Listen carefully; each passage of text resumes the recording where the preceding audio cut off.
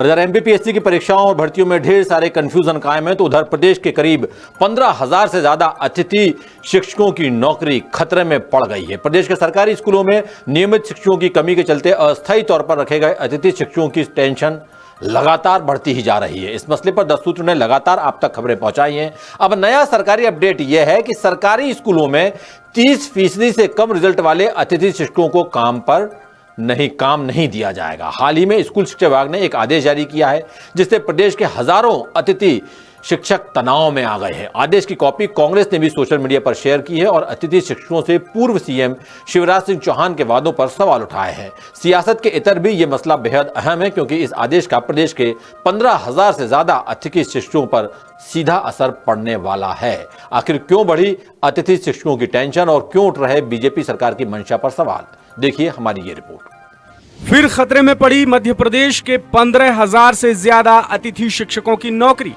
School शिक्षा विभाग का आदेश, 30% से कम रिजल्ट वाले अतिथि शिक्षक होंगे बाहर। कांग्रेस ने उठाए सवाल, नियमित शिक्षकों पर क्यों नहीं होती ऐसी सख्ती? क्या इस सत्र में अतिथि शिक्षकों को नहीं मिलेगी नियुक्ति? दमोह के जिला शिक्षा अधिकारी की ओर से जारी इस आदेश पर नजर दौड़ाइए। इसमें कुछ ऐसा लिखा है जिससे प्रदेश के हजारों अतिथि शिक्षकों की धड़कनें बढ़ गई हैं और कई जिलों में विरोध भी शुरू हो गया। और यह आदेश सिर्फ दमोह नहीं बल्कि प्रदेश के कई जिलों में जारी हुए हैं। इस आदेश में लिखा है कि पिछले साल जिन शिक्षकों के स्कूलों के नतीजे 30% से कम रहे हैं, उन्हें नए सत्र में नियुक्ति नहीं दी जाएगी। यानी स्कूल शिक्षा विभाग के ताजा आदेश से साफ है कि मध्य प्रदेश में अब अतिथि शिक्षकों को पूरी तरह से बेदखल करने की तैयारी शुरू हो चुकी है। अब जरा इस पोस्ट पर नजर डालिए। ये पोस्ट किया है विधानसभा में नेता प्रतिपक्ष उमंग सिंघार ने। उन्होंने लिखा कि प्रदेश में अब अतिथि शिक्षकों का नामो निशान तक नहीं बचेगा। हर जिले के शिक्षा अधिकारी आदेश निकालकर अतिथि शिक्षकों को हमेशा के लिए बाहर करने वाले, जबकि नियमित शिक्षकों पर ऐसी किसी भी सख्ती का प्रावधान नहीं। क्या हुआ शिवराज सिंह चौहान के उन आश्वासनों का जो उन्होंने अतिथि शिक्षकों को चिल्ला चिल्ला कर दिए थे? मैं अपनी ड्यूटी मानता हूं कि जिन लोगों ने जी जान से अपने सामर्थ्य और अपने क्षमता के अनुरूप बच्चों को विद्या का दान दिया, उनकी जिंदगी भी कुछ बेहतर की जाए। अनिश्चितता के भंवर में वो लगातार लटके ना रहें। स्कूल शिक्षा विभाग के आदेश के मुताबिक अब एमपी बोर्ड की 10वीं और 12वीं की सालाना परीक्षा में 30% या उससे कम परिणाम वाले अतिथि शिक्षकों को अगले सत्र में पढ़ाने के लिए नहीं बुलाया जाएगा और इस आदेश का सीधा असर प्रदेश के 72,500 में से 15,000 से ज्यादा अतिथि शिक्षकों पर पड़ेगा, जिससे अतिथि शिक्षक टेंशन में आ गए हैं और अब उनकी नाराजगी इस कदर बढ़ चुकी है कि कई जिलों में इस आदेश का विरोध भी शुरू हो गया है।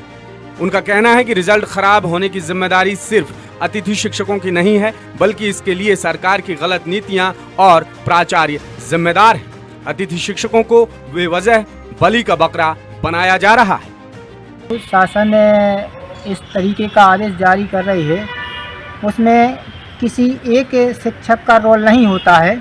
स्कूल में पदस्थ सभी शिक्षक अपने अपने विषय का अध्यापन कार्य कराते हैं। तो हम लोगों की ये विशेष मांग है कि जो परीक्षा परिणाम की समीक्षा है वो विषयवार होना चाहिए, क्योंकि हम लोगों की नियुक्ति विषयवार होती है तो हम केवल अपने विषय को पढ़ाते हैं, ना कि अन्य विषय को। अतिथि शिक्षक एक वैकल्पिक व्यवस्था के लिए रखे जाते हैं और जो शासन द्वारा ऐसा आदेश किया गया है सिर्फ अतिथि शिक्षकों के लिए, ना कि नियमित शिक्षकों के लिए, जबकि अतिथि शिक्षकों को सबसे कम वेतन मिलता है 10,000, 14,000, 18,000। नियमित शिक्षक हमसे कहीं ज़्यादा 45-60 हज़ार के समथिंग पाते हैं। तो मेरा मानना ये है कि शासन को अगर अतिथि शिक्षक के लिए ये आदेश जारी हुआ तो नियमित शिक्षक भी कहीं ना कहीं इसके जिम्मेदार हैं, तो उन पर भी ये आदेश, उनके लिए भी आदेश होना चाहिए, ना कि सिर्फ अतिथि शिक्षकों के लिए। अतिथि शिक्षकों के संगठन ने सरकार के सामने कुछ मांगें भी रखी हैं, जैसे सिर्फ एक सत्र का नहीं बल्कि पिछले 3 सत्रों के परीक्षा परिणाम भी देखे जाएं।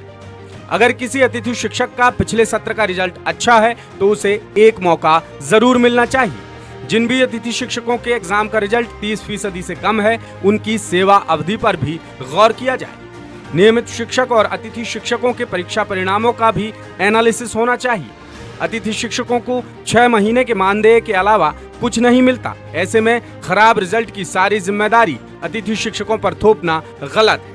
अप्रैल और मई की सैलरी अतिथि शिक्षकों को अभी तक नहीं दी गई है। ऐसे में 50 किलोमीटर दूर जाकर पढ़ाई कराना बेहद मुश्किल हो रहा है। और सबसे बड़ी मांग ये है कि 30% से कम रिजल्ट वाले अतिथि शिक्षकों को एक बार फिर मौका देना चाहिए। अगर अगले परीक्षा सत्र में भी नतीजों में कोई सुधार नहीं होता तो बेशक उन्हें नौकरी से हटा दिया जाए। दूसरी तरफ सरकार ने यहां तक तैयारी कर ली है कि राज्य शिक्षा केंद्र ने बाकायदा गाइडलाइन जारी कर सभी जिलों के शिक्षा अधिकारियों को 10 दिन के भीतर ऐसे अतिथि शिक्षकों की रिपोर्ट तैयार करने के निर्देश भी दे दिए। यानी स्कूल शिक्षा विभाग के आदेश के बाद अतिथि शिक्षकों का मसला एक बार फिर सुर्खियों में आ गया है और प्रदेश में जगह जगह विरोध भी शुरू हो गया। अब सरकार अपना आदेश यथावत रखती है या अतिथि शिक्षकों की मांगों पर विचार करती है या नहीं, ये देखने वाली बात होगी। एमपीपीएससी, ईएसबी और प्रदेश सरकार की भर्तियों और परीक्षाओं को लेकर अगर आपके मन में कोई भी सवाल है तो आप हमें बेझिझक बता सकते हैं। आप ये एपिसोड हमारे जिस भी डिजिटल मीडिया प्लेटफॉर्म यानी यूट्यूब, एक्स, फेसबुक या हमारी वेबसाइट www.thesutra.com पर देख रहे हैं, उसके कमेंट बॉक्स में जाकर अपने सवाल लिखकर हम तक पहुंचा दीजिए। हम जिम्मेदारों से जवाब मांगेंगे और अपने प्रोग्राम में शामिल करेंगे।